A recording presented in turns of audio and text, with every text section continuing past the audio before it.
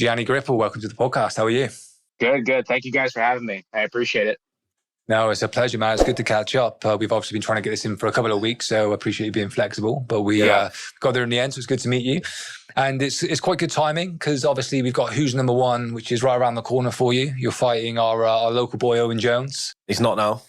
What? Have I missed something? You've been away, mate. You've been away. He's been on holiday. He's missed it. What's happened? He's got visa problems, apparently, isn't he? Oh, what? Yeah. Is it visa problems? Yeah, he's got visa problems. Yeah, so have you just announced a different fight? You're still fighting on that card, aren't you? Yes, so it was supposed to be Owen up until last, what day was it? Maybe last Thursday or Wednesday? I think it was last Wednesday. They changed it up. I got a message from Ricardo, who runs the matchmaking at Who's Number One, and he's like, man, Owen's having issues getting into the country or whatever it may be, and he can't make it. He didn't really tell me visa issues, so I can't say for sure, but I'm assuming it might be something like that. So yeah, he couldn't make it. And the next day, thankfully, we were able to get a replacement with Max Hansen. Oh, nice. Yeah. I'm excited about that. It sucks because I think Owen was kind of like a spicy matchup that a lot of people wanted to see. You know, we had a little bit of history talking, nothing terrible, but, you know, we both really wanted that match. Max Hansen's always been kind of someone on the radar as well, but not quite as much so. So it was very disappointing initially, but I had about like 12 hours of maybe being disappointed, maybe a little bit let down. And then as soon as, you know, the Max fight came upon us, I was like, all right, let's refocus and kind of stop feeling bad about it and just focused on what I have in front of me now. Yeah, man. Yeah, I've been away in Europe, so I've been off of social. So I got back just a couple of days ago. So yeah, I didn't know. Good for you. It's good to be off of socials for a while. yeah, it's good for the soul for sure. Yeah. But that's obviously the match is off with Owen, but it's very likely that will happen again at some point in the future. I mean, just talk us through, I guess, like how that did come about and sort of how you were feeling about that as a potential matchup, your style versus his style, and then we'll come on to maybe chat about Max as well. Yeah, so it's funny how it kind of turned out because I was in Kazakhstan recently for AIGA. And that was an awesome event. That might have been one of my favorite jiu-jitsu experiences ever. Just the whole team event, the way the tournament was set up, just everything about it, the camaraderie with your teammates. You never really get. It's a very individual sport, but a format like that really makes it like feel like a team. So that was really cool experience. But I remember like we're all out there. Me, DeAndre Corbett, Devontae Johnson, all these guys. You know, we go through this long travel, you know, we're training out there, we're kind of jet lagged. The trip is kind of burning you out a little bit. And I remember we were all saying like, oh, when we get back, we're just going to kind of take like a, you know, quote unquote vacation. Of course, we're never like really taking off time from training, but like, I was like, I just want to quote unquote, like chill train, like just kind of train for fun, you know, not have to take anything too seriously because it's been kind of like one thing right after another so far this year. But then while I was out there, actually before my first match, Ricardo messaged me. He's like, oh, do you want to match with Owen on July 25th? And of course I said yes. You know, I'm not going to say no to an opportunity like that. So I was like, well, there goes my vacation. You know, there goes my downtime. You know, so I guess I'm going to get that after this match, which is all right. Maybe, who knows, maybe something else will pop up too. And, you know, the work never ends. But yeah, literally while I was like getting ready for my first match, I was messaging Ricardo at the same time, like negotiating prices and all this stuff and figuring out all the logistics and stuff like that while getting ready to compete. So yeah, that's how it kind of came about while out in Kazakhstan. And yeah, man. Yeah. It was definitely exciting. You know, I as much as I was a little burnt after the Kazakhstan trip, I definitely got fired up as soon as I got home. Yeah, that's sick. And what about the sort of Owen specifically excited you about taking that match? Because he's a young top prospect, of course. You know, he's been doing well, and not many people have seen him, you know, lose. Like, I don't think he really competes all too often. I think he's competed ADCC trials and Who's Number One, a couple Polaris matches, but he hasn't really had a chance to. He hasn't had many setbacks. From what I can tell, I think Pato's the only one that's really beaten him over the last couple of years, last year or two or anything. But deep in my heart, I'm like, man, I know I can not only beat this guy, but I know I can submit him. I believe our styles work very well for me, to be honest. So I was very excited about it because I'm like, man, I feel like I really get a good chance to another opportunity for me to prove myself against a high level opponent, and someone who I think a lot of people look at highly, and as they should. But I really do feel like the matchup was very favorable for us. So yeah, that's the reason why he ducked. I'm kidding. It was just a matchup that we really liked, and I felt like we had a really good chance of like exploiting his game. But I'm sure, like we said, it'll happen at some point. Hey, he's a ninja. Yeah, he is a ninja. Yeah. He is good, man. And what do you kind of see, like, what gives you that confidence? Is it like, what do you see like your game versus his game? Where are the kind of gaps, and where do you kind of see it potentially going, and where do you see you getting that submission potentially? Man, so I feel like he scrambles and moves well, and I've never been one to be a big scrambler myself, but I think for my weight class, I've always been very good at slowing guys down, bringing them more to my speed and being able to kind of shut down their game. Obviously he's very good with leg entanglements and looking for leg locks. And over the last couple of years, I've pretty much made a career at being able to take advantage of those leg entanglements and countering and looking to turn those into back takes and head and arm submissions myself. So I just had really good confidence that I was going to be able to do that. And also I learned a lot from this Kazakhstan trip training with guys like Gianni Grippo, because he was so good at shutting down the legs versus Pato. I picked up a lot of things from him, where not only being good at fighting from within the leg entanglements, but he also kind of opened my eyes to finding openings by completely negating your opponent's leg entanglements. And that's something we've been focusing on a lot over the last couple of weeks. And it also still helps for this Max Hansen match, because it's very much obviously they do different things, but they're both kind of looking to achieve the same thing. They're both looking to attack legs for the most part. So it works for this match as well. But working with him, and then also the game that I've already had for so long, I felt very comfortable going into the match. Yeah, man, that's cool. So yeah, hopefully we'll get to see that play out at some point. And you feel like the match with Max then will likely go a similar way, you think? I believe so. It could. Honestly, I don't know. If he wants to come up on top and he's passing, that's fine by me as well. If we're there, I think that's great. But I do see situations in where I'm on top passing, and I really do believe, based on what I've seen in his matches, he's looking to get both feet to the inside. So I feel like I've been working a lot on avoiding that.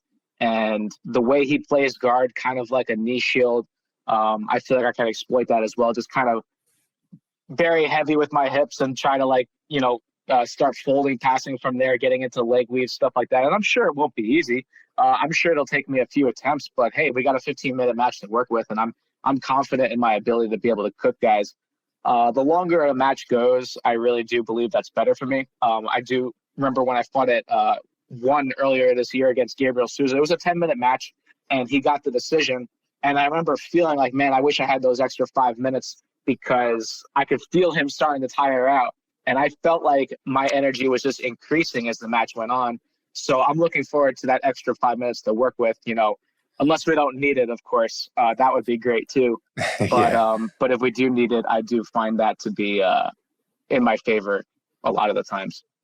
Yeah, mate. Yeah, cool. Well, good luck with the match. And obviously when this goes out, it would have been said and done. So hopefully people are watching this back going, yeah, he said it. He called it. So, yeah. I want to be called back for calling my shot. Exactly. Yeah, mate. Cool. And let's chat about AIGA real quick as well, because obviously we mentioned it a couple of times. And you loved it, didn't you? Yeah, I was messaging it down. I was watching as much of it as I could, because obviously it was streamed free, which is amazing. But I've said this to a couple of people, and I think I've heard it said as well, but it feels like it was really poorly advertised, because it almost went completely over my head. And when I started watching it, I couldn't believe like the amount of quality competitors and teams that were in there. It's like everyone who's everyone was in there, wasn't they? Yeah, pretty much. Yeah. Take the kind of like the quintet style of teams out of like CJI, and it was almost on par with what, from a competitor level, what you'd expect to see in the event coming up in in a month's time. So it was awesome. So yeah, tell us a little bit about the event, obviously the matches and the whole experience. Yeah. You know, it's funny, to be honest, I like really didn't want to go. Kazakhstan, yeah, it doesn't sound appealing. I was afraid of anything that ends in stan, you know. I was like, Yeah. you know, wise man. Yeah. you know. I remember, to be honest, like, and I'm sure we'll talk about it as well. Like, we had the UFC show going on, and I remember the finale of the UFC show was going to be on the same weekend as AIGA. So I was thinking, like, when I was there on the show, I'm like, man, get to the final and you don't have to go to Kazakhstan, you know? And all I remember was when I lost on the show, I was like, fuck, now I got to go to Kazakhstan. You know? It was like my punishment, at least at the time. But to be honest, I really felt like it turned out to be a blessing because, honestly, like, I guess I got used to the travel after Thailand. But the travel really wasn't that bad. I guess the jet lag once I got there and trying to adjust to the time was difficult. But overall, like, I had a great experience. Everyone that was on our team, the Allione team, they were all really cool. There were no egos in the room. There were no cliques, even with a big team and a lot of people. You know, everyone stuck together, whether they had been there in multiple events before or you were like a first timer like I was and like Devante was and DeAndre was. Everyone was really cool with one another, so there was a really good vibe from the get-go. Some people came in late, and they just kind of merged right into the team seamlessly. Just everything on the outside of the competition and inside was a really cool experience. Even if we were really like out in the woods. We were really out there. Like, and at first I'm like, this is kind of weird, but I allowed myself to kind of embrace the experience and be like, how often am I going to be able to do stuff like this? And I kind of just took it for what it is. And I'm glad that I gave myself the opportunity to really appreciate it. And I'm glad I got the opportunity to do it. So at the end, I think it worked out really well. Yeah, no, it looked like an amazing event and very, very well put together as well. I mean, am I right in thinking, were there like previous events that were like qualifiers for that? Or like, how did it work? Because I feel like I'd seen matches previously, but this felt like a big finale. But again, forgive my ignorance because I almost missed the thing entirely. I almost don't know either. I guess there are qualifiers for it. Yeah. So that's why I was surprised that I got invited onto a team to begin with. Because I'm like, I didn't do any. I feel like I kind of cheated, you know. I skipped the line or whatever you want to call it, and I just kind of got to go onto the main show, which was cool. I appreciate it. I wasn't going to say no, but I guess there were I guess there were different qualifiers, and apparently the Allione team just beat up this poor Italian team that had a lot of blue and purple belts on it. Yeah, I that's what I watched. I watched that. Didn't that had Owen Jones on it? Didn't it? That team. Not the Italian team. I think he was on it, and so was Declan Moody, maybe. I don't know. A few others were on it. I think Joseph Chen was on it as well. Joseph Chen, yeah. A couple other guys. So, I thought I was going to be on their team, and then, like I was probably at least Owen's replacement or something like that. I'm not sure exactly what happened or why some of the guys weren't on it, but, so when I saw the lineup that we had, I was expecting a whole different crew of people. But it was still a great group regardless. So there were no complaints. Yeah, and then talk us through like your matches and kind of how you feel they went looking back and reflecting now. Yeah, so my first match felt really, really good. It's funny, I'm not used to competing as light as I was that weekend. I got down to 65 kilos, which is fairly normal for like ADCC trials weight. That's even a little bit lighter, a whole kilo lighter. And then I think that day of the weigh-ins, I was almost like 64 kilos. I was really light. But what's great about going down a weight class is that sometimes you come across guys in that weight class that are actually at that weight. So I think my first match was like against a Rooster light featherweight guy who was very good in the gi. He beat guys like Talis and Suarez and other guys before. So the kid knew how to win, but I was like, ooh, a small guy. Yeah, let's do this. And, I'm sure the kid was tough, but like I was able to ankle lock him pretty fast. And that was kind of like a good warm up for the weekend. And our team just killed it in the first round. I think we won all 6 or 7 matches. So that was cool. Day two had its ups and downs. we were facing the Williams team, which was led by Giancarlo Bodoni and Dante Leon. I don't know, though they were kind of like the managers of the team. I ended up having a match with Dominic Mejia, and man, I will. This is one that I'll live with because it really bothered me, because I felt really good in the first round. I felt like I was controlling the pace. I kind of had him in spots that I wanted to be in. So like going into second, third round, I'm like, okay, I fucking got this shit. I feel like I had it locked down, and just one transition, just one moment, and he ended up knee barring me. And I don't think I've never been leg locked at black belt. That was like a first time for me. I hadn't been leg locked since I think I was like maybe a purple belt, like 15, 16 years ago, something crazy like that. What? Yeah. I get leg locked plenty of times in training. I'm not claiming to, but competition wise, it was very upsetting because that's always something that I've been very good at avoiding, and something that I consider a strength. But what I will say about that is it definitely opened my eyes to make sure that I respect them. I think sometimes I can get so comfortable with being like, oh, I defend legs so well, no one can catch me. You can kind of get a little cocky about it.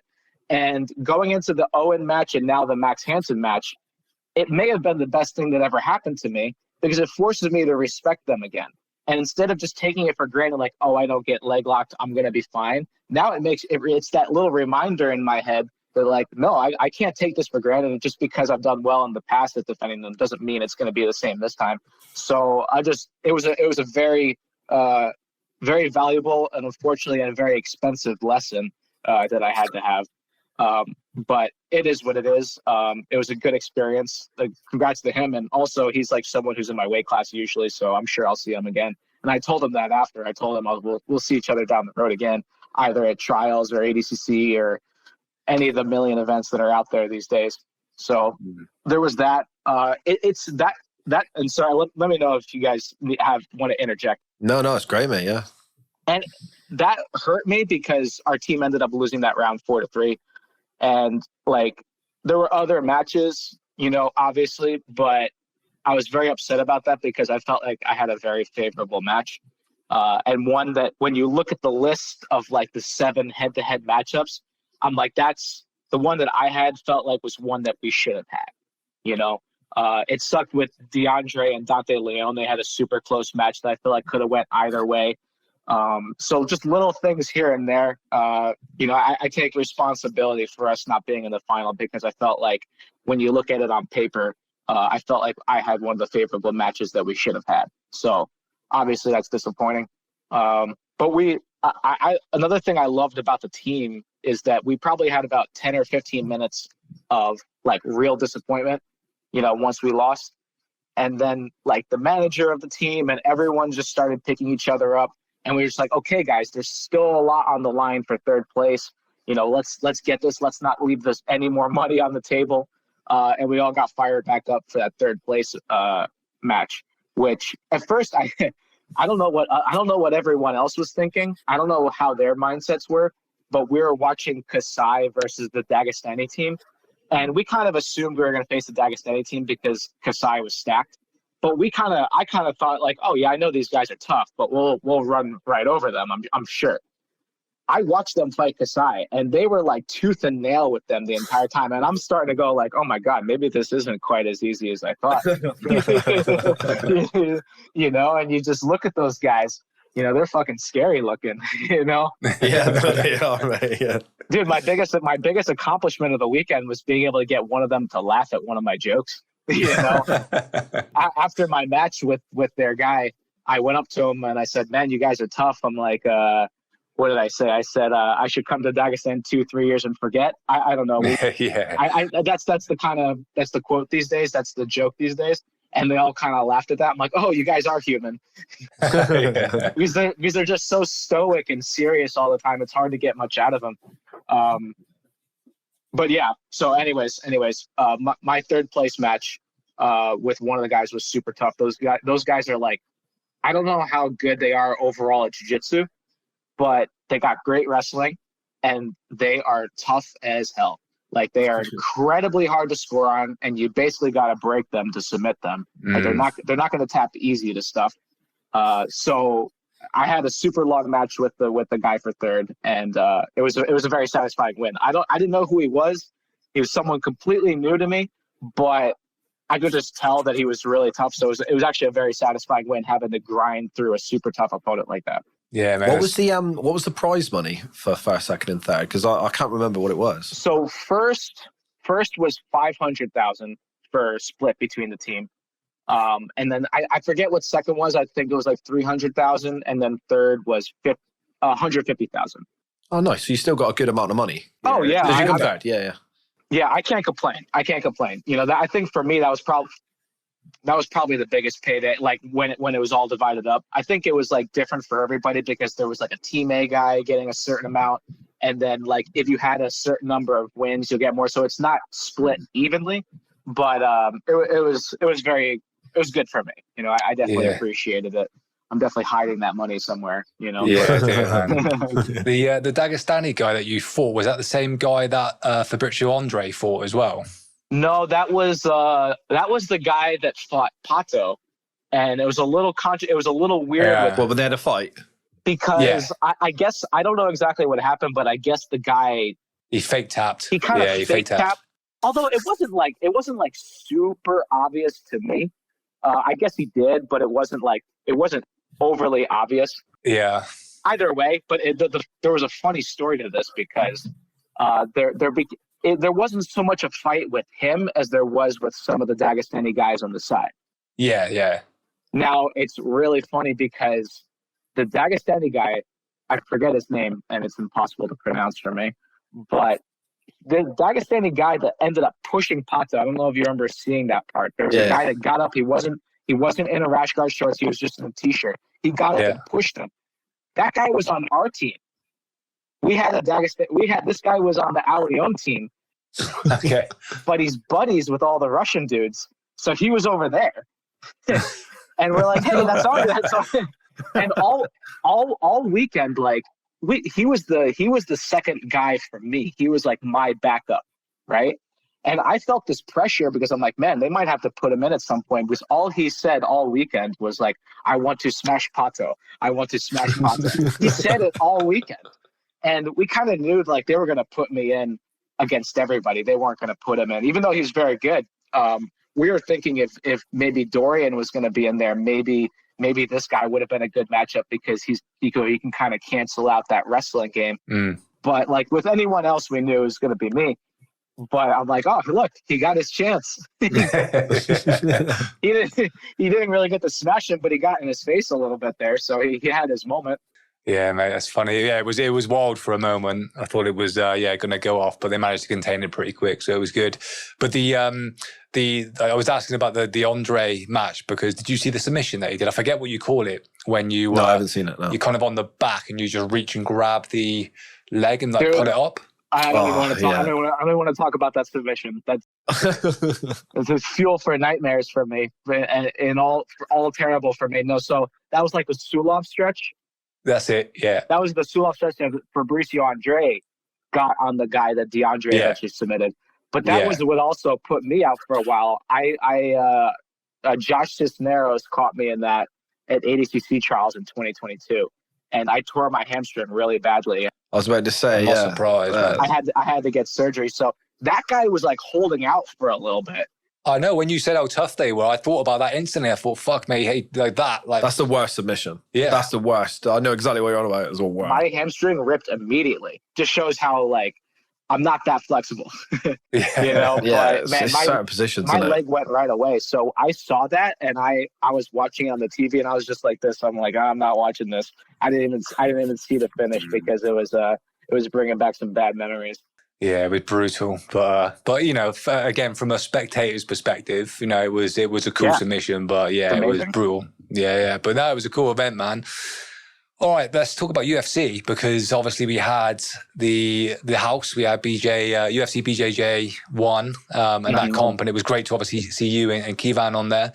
And you obviously, from what you were saying, you were on there pretty much like in the run up to AIGA as well. So you've been busy between that AIGA and now who's number one.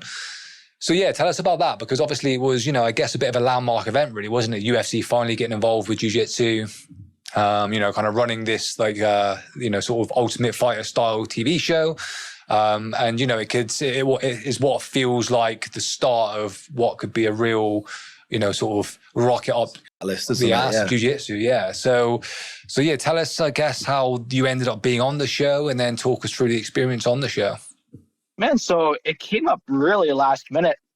It was very surprising. And also it just didn't feel real all the way until I got there. It was really hush-hushed all the way through until I actually got there. And I think once I actually saw all the competitors that were actually there, I'm like, oh, this is legit. This is actually a real thing. It just, obviously there wasn't too much information out there. And I really felt like I even had to call the guy who was kind of, coordinating with me. I'm like, tell me more, because I feel so in the dark about all this, I only got like about a couple weeks notice. He's like, oh, I forgot when we went out there. I think we went out there sometime in May, and I probably learned about this in like mid-April, so it was a pretty quick turnaround. He's like, yes, I took a call with him, and he's like, yeah, send me all your information, this and that. And yeah, this is going to happen pretty fast. So let's try to get it all going quick. I'm like, okay, and Kevon he was more excited than I was, because he just loves to get involved in anything. And I'm way more skeptical, about things. And I've probably missed some opportunities because I was overly skeptical. And then I see the event and I'm like, oh shit, maybe I should have done that. I can imagine Kevon being like that. Yeah. Like, he's a lovely lad. Yeah, of course. He was all in. Also Kevon he's been looking for his like moment, because he's been taking more of the coach's approach. So to have an opportunity as a competitor, I think he really relished that opportunity. Yeah, and once we got there, it was an interesting experience. Different from the AIGA trip. I knew I was enjoying the AIGA trip as it was going on. I don't really think I fully appreciated the UFC show experience until after I got back. And I was even keeping in touch with guys like Keith Corey. They were like, oh man, that was actually pretty cool, And I don't think in the moment we really gave ourselves a chance to like be like, oh, this is really like a cool thing, because it was so kind of foreign to us that I think I was just kind of thrown off by everything. It was kind of like a lot of running around just to wait, for all these different interviews and all this like kind of reality show things that they had to do. A lot of stuff was staged, which maybe was like a bit of a turnoff in the moment. But when you think about it after, it's like, how many opportunities you're going to have to do something like that? I wish I kind of appreciated the moment a little bit better. And that's what made the Kazakhstan trip even better. That I was kind of like, I'm just going to go with this. I'm not going to overthink this too much. But yeah, it was long story short, it was a cool experience, meeting Dana White, kind of seeing how the business is run, kind of seeing a lot of the complex and stuff like that. It was pretty cool. Yeah, mate. It was definitely like a cool thing for you to have done. It's, potentially going to be part of history, jiu-jitsu history. I mean, obviously the first Ultimate Fighter for MMA was, it made it really, didn't it? You know what I mean? And we didn't have maybe that Forrest Griffin, Stephan Bonner fight. And you're going to be hard to find that in jiu-jitsu, but it could be, the start of many to come. So it was cool to see people on there. And the actual, like you said, a lot of it was staged. Like, you're obviously living in a house together, and that was always part of like the story arc for the original Ultimate Fighter shows as well. I mean, were you guys actually in that house? And if so, like, how long were you in there for? And what was that like, living with all the different competitors? Yeah, so to be honest, like, we didn't even stay in the house. Right, okay. That's amazing. We were in a hotel the whole time. That makes me so sad. We stayed in a hotel. Honestly, I was thinking about it, and they told us we were staying in a hotel, and I'm like, great. I don't really want to stay living with people for X amount of time. But then I even thought about it, and I was like, jiu-jitsu guys are so chill, and we all pretty much know each other, that even if we did stay in the house, I don't think it would have been any different than what you saw on the show. Yeah, I guess. But, it was really, there wasn't much to it. I don't think you really would have gotten much out of it. The only thing I wish is that they allowed the teams to interact more, to kind of let us show. We wanted to do shit. We wanted to kind of have that, not pranking, what's the word, but just banter. A little bit of banter. Yeah, exactly. We wanted that. And we were trying to find ways, like, how in The Ultimate Fighter, you always saw like Quentin Jackson, like kicking down a door. Yeah, exactly. We were even trying out the doors, and we're like, wait, these are real doors. They're not made of cardboard or anything like that. So we can't kick them down or anything. It was maybe hopefully in future seasons. I mean, of course you want it to be real, but I felt like they made us look very tame, which we are. But give us a little bit of. I would have liked a little bit more of a chance for us to have a little bit of spice added in there at some point. Like a lot of people were roasting Kevon and stuff like that. It's like, put more of that out there. There was a lot of stuff like that. We were shit talking him the whole time. Even I was. I was shit talking him. He's like, "What, Gianni? You're supposed to be my guy." And as that banter was going on at some points, I'm like, put that in there. Let's see more of that. But it was still all good though. So maybe just have the episodes longer or something like that, because I feel like there was a lot more dialogue that could have been added in. But still overall, I think it was great exposure for the sport. Yeah, for sure. I noticed that actually the episodes were very short, weren't they? And sometimes longer than others as well, which was random. Yeah, I thought that. Yeah, I was listening to them, watching them, I was like, it's a bit random. But they did a good job. Like, I enjoyed watching the episodes. I just wish it was a little less cheesy, me personally, and a bit more reality. That's the only thing I would have said. Like, I agree with you. Like, just general chatting shit. I would have put you all in the house and just made you sleep deprived or something and weight cut, and then you would have been fighting each other, mate. You know what I mean? That's what I would have done. I'd have made your lives hell if I was in charge. But I think they were pretty nice to you, like putting you in hotels and that. But we had it pretty good. The only thing that was bothering some guys was like sometimes the schedule was kind of weird. So like, I don't know. There's sometimes where we had all day, and yet somehow guys are doing interviews at like 11 p.m. And I was like, why are we doing this now? I don't know. I'm sure they had a reason for everything, but I just felt like at some points the schedule was a little wacky, so sometimes that bothered guys. Yeah. So there was definitely a few people that were kind of like, fuck this, fuck that, And I was pretty much like, I'm like, okay, it is what it is. I'm just gonna take it for what it is. But that was pretty much it. Overall, like I say, I think once I was off the show, I was like, oh man, I didn't have my phone for like 7 or 8 days. I was kind of like, I was kind of living in a bubble. And I'm like, that was actually kind of nice, Yeah. I wasn't stressed. The real world. I wasn't stressed about having to contact anyone. I was sleeping super well because I wasn't checking my phone. I had to live in like the 90s. Like, I would go on the sports channel, and I'm a big baseball Yankee fan. And I'd have to look at like the bottom line to like look at what the score was of the game, because I couldn't just simply look it up. I had to like, what do you call the line on the bottom? Like a news update on the bottom. I don't know what you guys like to call it. Yeah, I don't know, lower third animation or something. I don't know. Yeah. Yeah. I had to look at that, and seemed like I had to wait like 5 minutes sometimes to find what the score was. And I'm like, oh, this is like what it was back in the day, huh?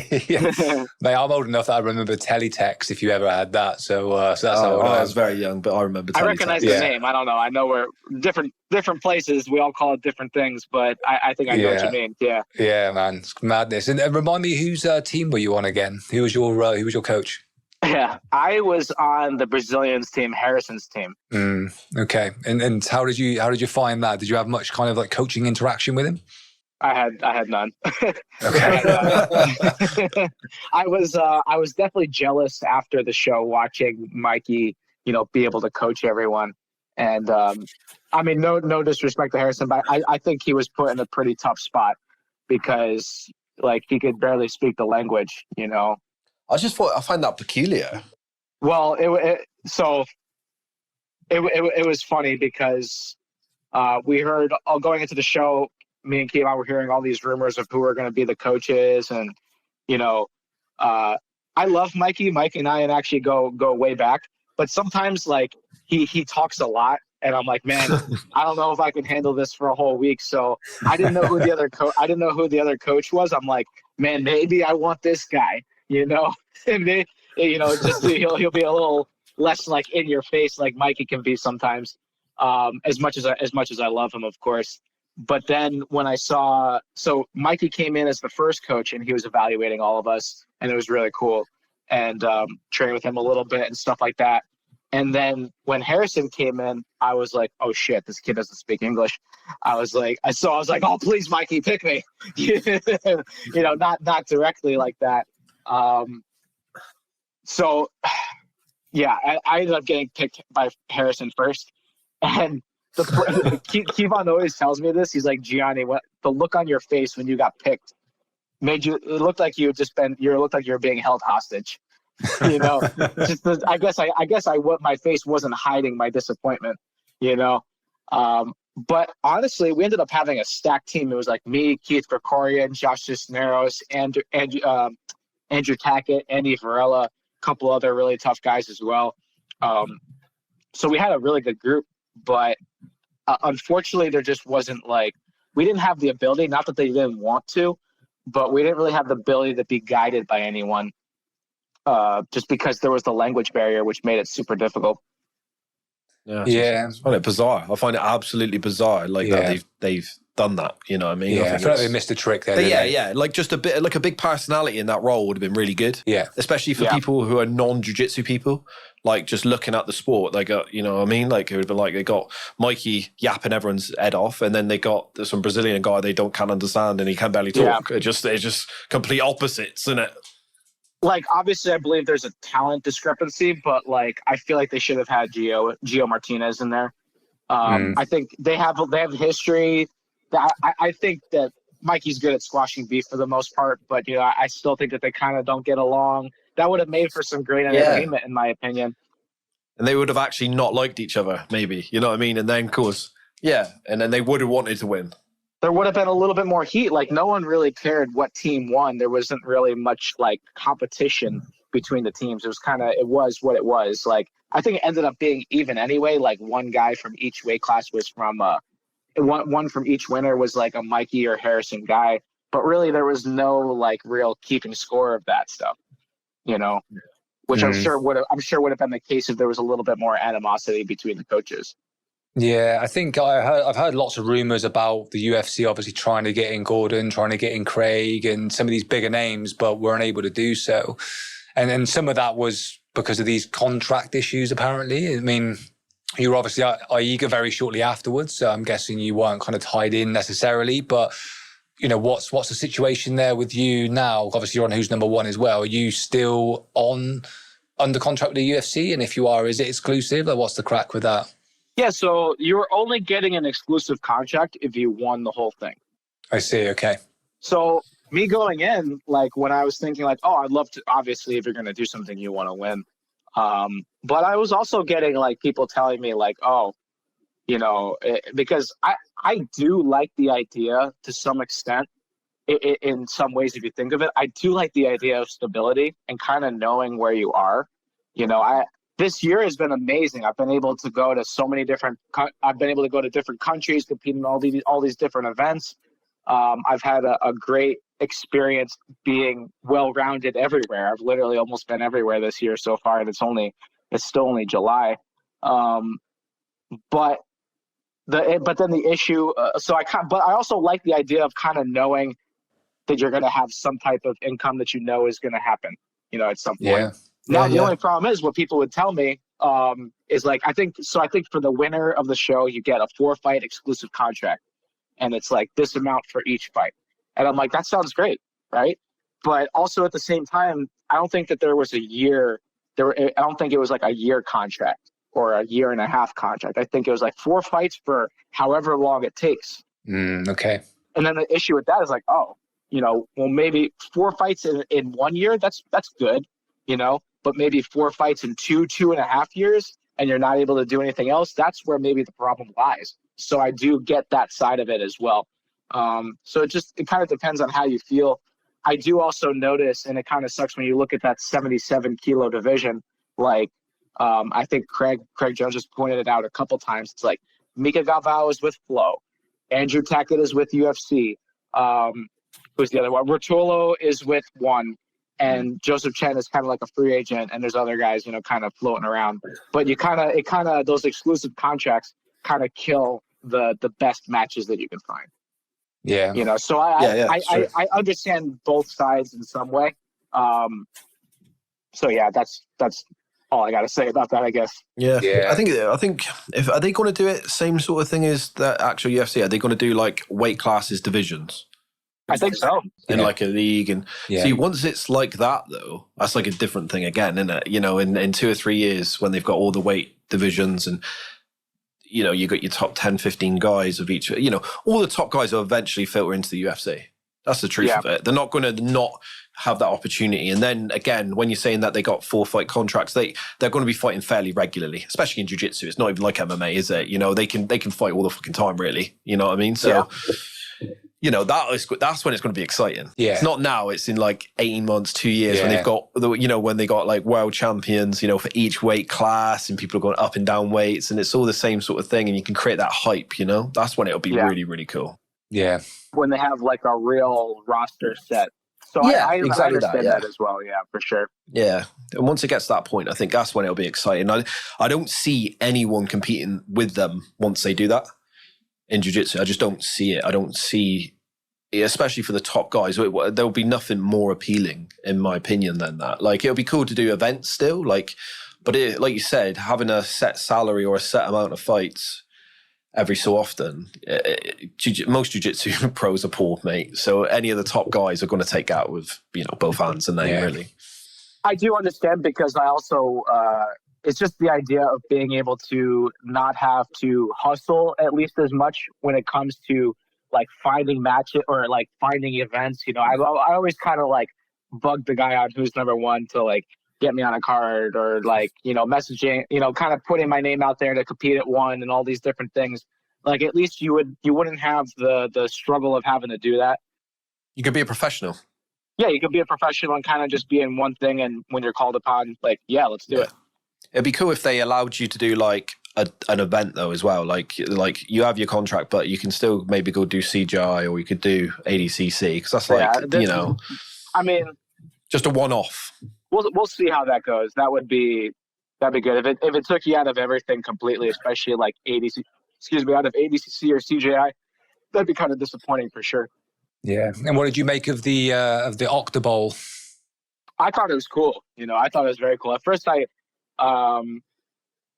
when I felt like it was kind of more canvassy, I think kind of like what you see in the UFC or in like a regular cage.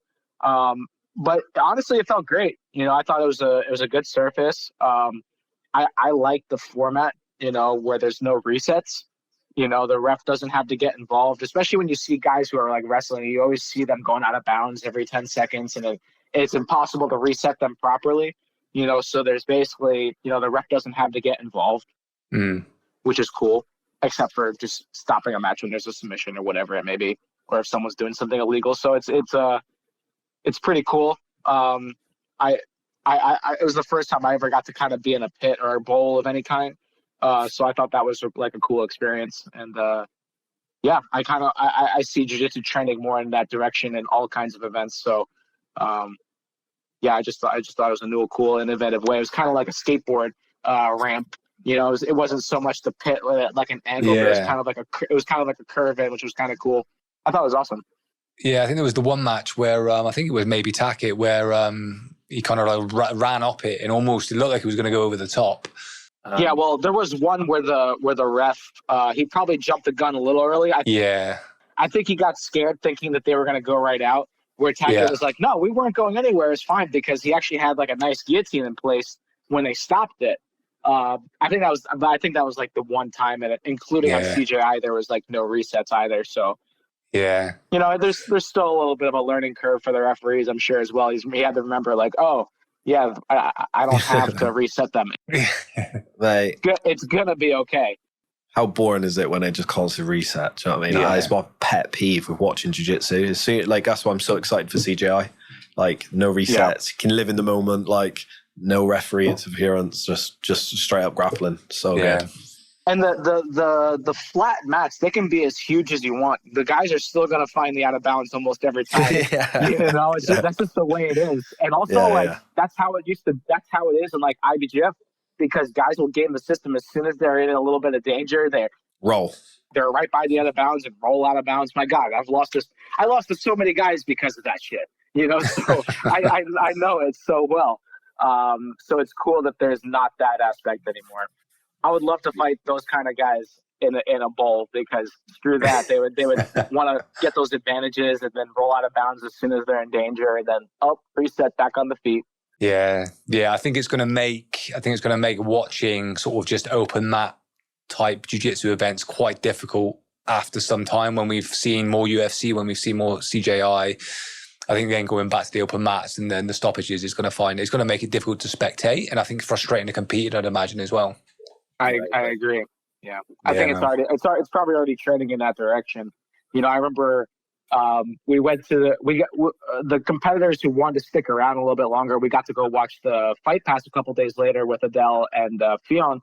And I remember when we saw the layout, we're like, oh man, it was kind of like a little bit of like a letdown after seeing that bowl just a few days prior. And no one was supposed to know at that point, so we were like not saying anything. but just seeing the match, it was like, oh, it was kind of like, oh. It was still a good event, but when you see resets and stuff and the mats they had there really weren't that big, so that made it difficult to keep things in bounds for sure. Yeah, man. Well, I prefer the pit, so hopefully that is the trend, and that's what we see in the future. So yeah, we'll see, man. Let's chat about your training a little bit, mate, because obviously you've been around a very long time. I think I heard it might have even been Owen himself, like talking about the fact that you've pretty much been training since he's been alive. So, a very long time. And you obviously have won, a number of sort of accolades, and historically were, I think, with Marcelo and primarily a gi guy, I think known for your drilling as well back in the day. And here you are sort of, 2025, primarily no gi now, training ecological dynamics and constraints-led approach with Kivan at Bodega. So yeah, tell us how that kind of, sort of how that journey's kind of happened, how you've gone from, where you started and then kind of transitioning across to this way of training. So funny story, Kivan has been manifesting this relationship for years now, where I was recently at his apartment, and I've been hanging out with him more now. And I saw that he has a college degree from this school in Jersey, Montclair State University, right? And I look at it, and I went to that school as well. And I pointed out to him, and I'm like, man, look at that. You went to Montclair? I went to Montclair too. And he's like, Gianni, I approached you like 8 times on campus. You don't remember any of that? And I'm like, no, I don't remember that at all. I was probably just like, I was so in my own zone that I was just not a people person when I was in school. I don't know. So he was kind of like a friend that I kind of, I think when I was younger, it took me a while to like accept people into my inner circle. I kind of kept my doors very closed. And Kivan has been such an awesome person with me. He's kind of helped me be able to open my doors to other people and be more accepting of other people. Of course, I have no problems with anyone, but I'm just very, I used to keep to myself a lot more than I am now. But anyways, we always trained together. He would come to Marcelo's. I would be in Jersey. He taught at a gym at Pure MMA in Denville, New Jersey. And we kind of just always saw each other in different places and stuff like that. And we always kept a good acquaintance, friendship type relationship. And he was training with me in Jersey City when I was with the Miao brothers. And then he was opening his own gym, Bodega Jiu-Jitsu.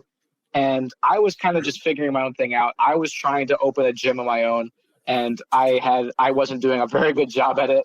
And also I still had the fire to compete. So I'm kind of torn because I want to open a gym, but I also still have that desire to be a competitor as well. And so while I'm still kind of looking for this gym, I start training at Kivan's a little bit. I'm still training other places and stuff like that. I'm kind of being a bit of a nomad. But then I just noticed that I really appreciated his coaching. I really appreciated his advice and help. And I started gravitating towards him more. We started getting more good competition results. I think he coached me at a match out in Austin at Main Character. and I submitted Jordan Hawley, and he's a really good leg locker, and I was going in there with a busted up foot. And I think that was kind of like a moment for us where we're like, we got this kind of coach competitor thing clicking here. And we're like, let's fucking do this. Let's really hone in on this. And from there, and that was about a little over a year ago, it went from more than just like kind of casually training together to more of like a focused, coach competitor room, to where now I'm there basically at Bodega every day, Monday through Saturday, almost most weeks if I'm not traveling. And yeah, we've kind of got a really good focus in our practices. And I as much as I like love Marcelo Garcia and I loved my time at Henzo's when I was a kid, it's been great with Kevon because I've been able to get like, he's been able to help me and kind of give me the attention I needed more than anyone has ever given me. And it's also due to circumstance. He's got a small gym. Marcelo's, when I was there, already had a big gym with a lot of big names. So it's cool to kind of be in a small place where, of course, he's focusing on his students. But when it comes to high-level competitors, it's basically myself and his girlfriend is on the way up too as well. So there's not too many people that he has to keep his eye on, at least for now. I'm sure it's going to grow, but it's kind of giving me the opportunity to get the real attention I need and see what I need to work on. And he's observing my game as much as anyone. Yeah, man, that's cool. I do like a good stalker story, mate. So I'm actually glad he managed to get you in the end. He's got you now. he stalked me into a friendship. Even another one. He's in your cupboard now, mate. Kivan, come out. Even another one. I remember one time we used to go to the same church, and kind of like that was in Manhattan. And the pastor like told everyone to like turn to the person next to you and tell them how much you appreciate them. And I wasn't there with him. He just happened to be there sitting next to me. And I had a friend with me there as well. And he it was a bunch of like jiu-jitsu people that kind of came together, but I didn't know he was going to be there as well. And he turns to me, he's like, love you, bro. And I'm like, yeah, thanks. Yeah. This was my unaccepting days. It's much better now. But yeah, he definitely manifested this. Yeah, man, that's cool. But obviously, he's got a very different style of training to probably what you're used to. I mentioned that we met him briefly at B Team when we were just passing, so we arrived as he was leaving. But we shared the mat for a session, and it was funny because we'd already had the conversation about his style of training. And I think Dima was there, and I think interestingly Owen Jones was there, and they were delivering some technique on a like a leg entanglement, like an inversion. He was probably hating on it. Well, he looked at us, didn't he? Rolling his eyes the whole time, probably. So I'm there watching, trying to I'm not an inversion guy, so I'm there watching, trying to figure this out. And I'm like, they sort of did the technique. We broke out to rep it out, and I'm kind of sat there looking a bit confused, still kind of looking over. And Kivan just came into my eye shot and just went, "You get that, boys?" I was like, "No, mate. You got all that? You got all that?" Yeah, it was a funny moment, man. But yeah, obviously he's got a very different style of training. And that was kind of why, not entirely why we had him on the podcast, but we wanted to speak to him for a while because he's a funny guy and we enjoyed his social media. But we just had Greg Souders on, and then Kivan come on, and we just ended up having a conversation around ecological dynamics and constraints-led approach, and he was able to kind of explain in slightly simpler terms kind of what it is. But yeah, I mean, how did you find that, and how do you find that now compared to obviously what you've been used to for many years of your career? Well, one, I'm glad that you've had both of them on so that I don't really have to explain it. Yeah, you're good. I'm even simpler. I know that I enjoy practices, CLA eco style, and I have seen the benefits, and I'm like, I enjoy them. I see them working. That's good enough for me. That's all I need to know. That's what I like to hear. That's the answer I like to hear. I enjoy running practices that way now. Everything about it I enjoy. But anyways, yeah, of course, if you guys know my career, like I was a huge drill guy. I used to drill all the time.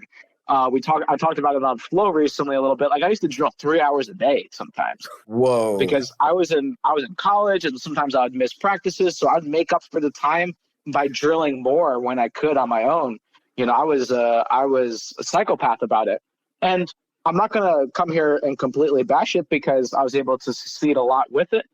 But as you get older, like I spent a lot of time on the mat. Maybe you don't want to have to spend all that time, 3 hours just drilling and then add on training to that as well.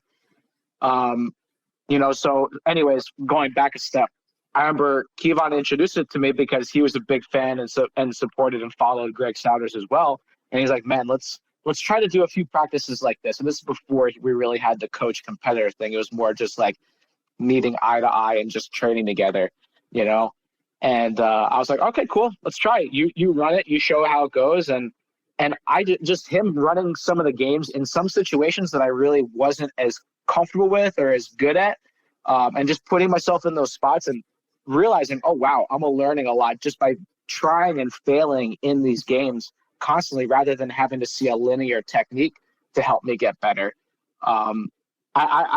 It probably took me like about a week or two, and I was like, I was pretty much on board with it. I'm like, all right, let's do it. And also at the same time, like I feel like it's super efficient use of your time. So I always refer to this like evening practices at Bodega are usually like an hour, 15 minutes, like 75 minutes. And almost all of those practices, unless they're very, very, very beginner practices, you're going to get about 60 minutes of live work. And I love that because that means there's only 15 minutes of really listening or talking. There's not very much downtime. You're constantly working on something. There's constant movement, so you get the guys that come from their 9-to-5 jobs. And I always remember seeing people like at 7:00 at night listening to a technique and they're kind of going like this. They're like, they're starting to doze off in the middle of it. There's no opportunity to do that when it's an eco practice. And I appreciate that. Everyone's got to be on their toes the whole time. And even people who are day one, I'm always so curious. I'm like, I'll be in the room and then a day one person will show up, and Kevon will, and eco and, how it's run. There's ways to make it applicable for both the day one guy and for myself. Of course, you can scale it in different ways. You can add more constraints for the newer that they are and take off the constraints for the more experienced they are. But overall, like, I think it makes it great for a diverse room as well. Yeah, no, it is interesting, and I like the point about how time efficient it is, because this is certainly a challenge that I've got, because I'm not a full-time athlete, I'm not even a full-time podcaster. I've got lots of other things going on, so my time on the mat is limited. And if I can optimize that time as much as possible, it makes perfect sense. The question I'm always curious about, though, because you obviously were fortunate enough to be in a city with some amazing coaches. So you obviously worked with Marcelo, who's definitely one of the GOATs. You mentioned you were at Hensel's as a kid as well. So you did have like amazing instruction from some incredible sort of coaches. Do you think if you just done like ecological training and hadn't had that input from those experts, do you think you'd still be like where you are now in regard to your skill set? It's just really hard to say. I don't know. I know. We're speculating. Yeah. Maybe better, I don't know. But I think you need a bit of a mix. Like, I do wish that I found eco earlier on with the ability to get input from guys. I don't think I ever learned as much from Marcelo or any of these guys through technique per se. I feel like I learned more from them through troubleshooting stuff after a training session.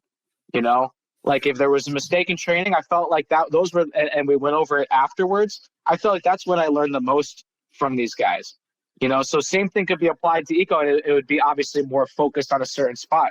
So if we were doing situationals all the time, there'd be more opportunity for my coaches to see the mistakes that I was making and for them to point it out. It's kind of hard probably to find like weaknesses of mine through drilling a technique because there's no resistance on an opponent, right? Yeah. So maybe I'm doing the technique right, but it doesn't mean I'm going to be doing it right in a live situation. There's obviously different variables that come up, so I just think of it like that. Like if I had that input in those games or in those more situational rounds back in the day, who knows? Maybe I could have been. I think I would have been the same level, but maybe it would have been a faster development. Yeah. So it's hard to say. It's impossible to say. Yeah, of course. That's just kind of how I feel. Yeah, and how about your comp prep? So I don't know how you typically train, and I know jiu-jitsu by its nature is very sporadic with competition. But obviously, if you're just maybe out of competition and you're looking to develop skill and work on things, then how you train and approach training might be different to when you're, 6 weeks out from a comp. Like thinking back historically when you weren't training this way, was there a particular way that you upped your training or increased intensity to prepare for a comp? And is that the same or different now you're training this way? So honestly, it doesn't matter whether it was eco style or more drilling and technique style. Like my approach to competition was always the same.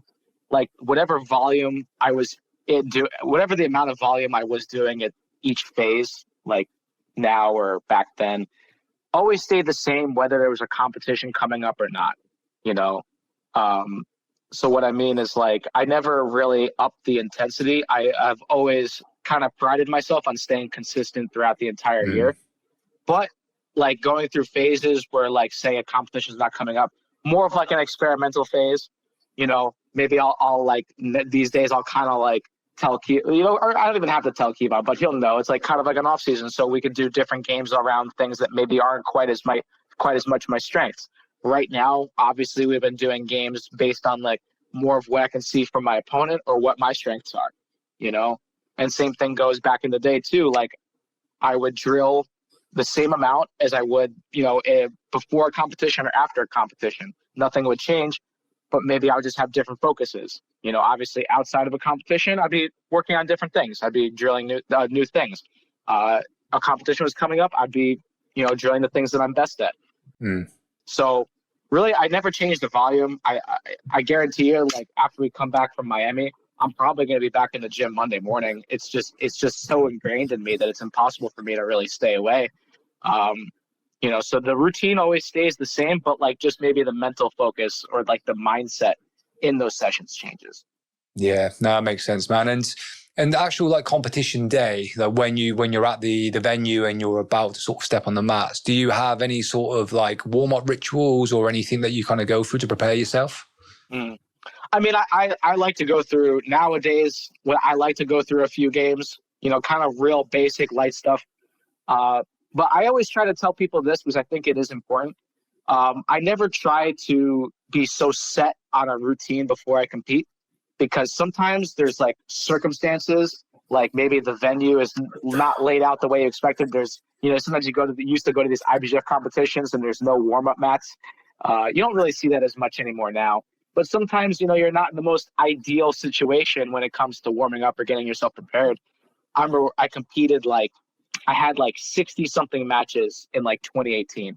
And I remember my big takeaway from that was that I'm going to compete as often as possible so that I never have to get so set on a routine for a competition, so that I don't stress out when I don't have exactly what I'm used to, right?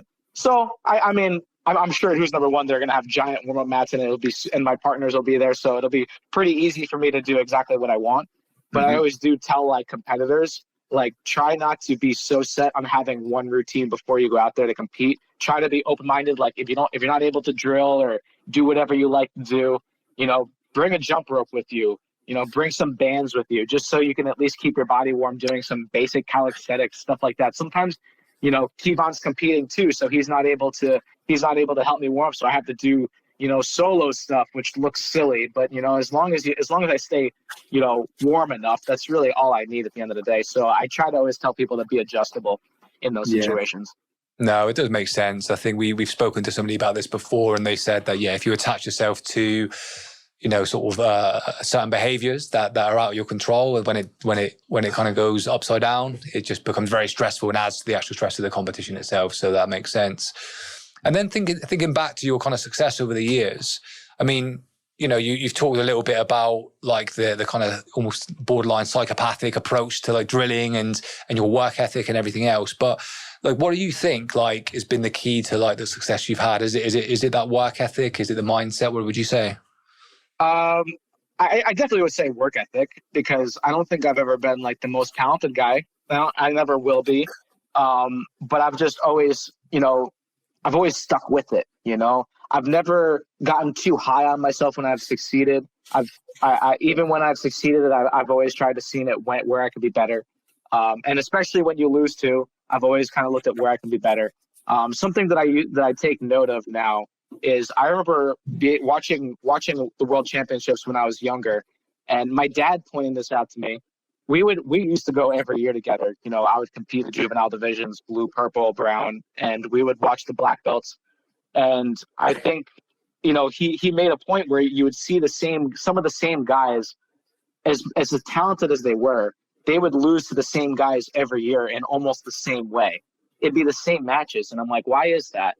And I think once you get to a certain level and you have your game, you're so unwilling to adjust what you do because you're comfortable with what you already know. It gets you to a certain point and you just assume that, like, oh yeah, that's eventually going to get me over the edge, where that's not necessarily the case. You always need to be adjustable. You always need to be able to evolve your game, you know? And I think that was a big thing for me switching over to Eco. Like, I was kind of getting similar results, you know, kind of up and down. And I was like, all right, I need to change something up. And I will say, first of all, for anyone who sees this, I know the competition results have been up and down so far in 2025, but I will say that, like, I really have seen a growth in my game that I know is, like, kind of still in there. That's like, it's coming out now. Let's just say it now. It's coming out now. But that's the reason why I've been able to be around for so long, because whether it was changing my drilling approach back at Marcelo's or now switching over to Eco, like, I've never just been so set in one way of training. I've always tried to keep an open mind and never just assume that my way is the best way, you know. And because some people get stubborn that way and then they don't grow and they kind of flatline, you know, after a while. And I think I've been able to stick around because I'm like, you know what, I know what I don't know, you know, and I'm always trying to, you know, see what else is out there. Yeah, that's awesome, man. And then just to finish up, obviously we've got CJI 2 coming up at the end of August, and obviously Greg is in there as the coach of the Americas team. Obviously DeAndre's got that spot, but we've obviously seen a couple of people sadly get hurt and pull out. Has there been any conversations to potentially be back up for that event if anything were to happen to DeAndre? Not too much, no. So actually, I think DeAndre is going to do 77 kilos. Oh, is he? And his brother is going to do 66. Okay. Oh, yeah, that's right. So yeah. when I heard that, I was like, When I was in Kazakhstan, DeAndre is a big guy now. Like, I don't know if he can make 66 kilos anymore. He might be done with that weight class. And I'm like, thank goodness, because you training with him, he feels like a brick. You know, so competing with him too, he always felt super solid. So if he goes to 77, that's a blessing for us 66ers. his brother is obviously super tough too. But when I heard that DeAndre was doing 77, I'm like, Greg's the coach. DeAndre's at 77. I already kind of assumed Gavin was going to be at 66. You know, things can change in the next month, and I'm always available. But so far, nothing. Yeah. Okay, cool. And is there anything else on the horizon other than who's number one, obviously, this weekend? Anything else coming up that you want to chat about real quick before we go? You know, to be honest, what's coming up, hopefully a little bit of downtime. Yeah, okay. You said that last time though, huh? Yeah, so like I said last time, who knows? I could be totally wrong. But so far this year, I competed in Thailand and won. And then there was the $100,000 tournament for Zapatero. And then not too long after that was the UFC show. And then there was AIGA, and now there's who's number one, you know. So and also I did a few small things in between as well. So I've been staying fairly active, and on nothing easy, you know. Absolutely a gauntlet, you know. So I think in August I wouldn't mind like just a carefree month of training, and then probably start ramping up because for ADCC trials in the fall out here. Yeah, and you think you're going to be sticking to no-gi moving forward? Yeah, I think so. I know I used to be such a gi guy, and even when I was winning in no-gi, I think my first no-gi world title, I think when I won Kasai back in the day, I still considered myself a gi guy, but I just started enjoying no-gi more after a while. I remember COVID happened, and I was on my own training, and at that point, you were able to choose any kind of. I was able to kind of manipulate my own training the way I wanted. I wasn't at Marcelo's anymore. And I just spent a whole month training no gi just to get ready for a particular event. And when I got back to training the gi, I'm like, I just felt so held down, you know, compared to the scrambles and the transitions that I was finding in no gi. I'm like, man, I'm just not enjoying this the way I used to, you know. So that kind of sucks because I did always enjoy the gi. It kind of makes me sad when I watch gi competitions that I fell out of love with it. I never rule it out though. You never know. There's still plenty of time. But competition wise, probably not. I see the meta changing so much in the gi that I wouldn't want to go into a gi competition half-assed and like not at my best. Yeah, makes sense. Well, good luck with this weekend, and obviously I hope you do get a break, mate, and look forward to seeing you competing again in the future. But appreciate your time today, mate. It's been good to meet you and have a chat. Appreciate you guys having me on, and nice to meet you guys as well. Was there any shouts or anything you wanted to do, like sponsors or teammates or anything? I'll keep it simple. Bodega Jiu-Jitsu in Maplewood, New Jersey, and my sponsor is Phalanx. Awesome. Nice. Appreciate it, man. Thank you, mate. Cheers. Thank you, guys.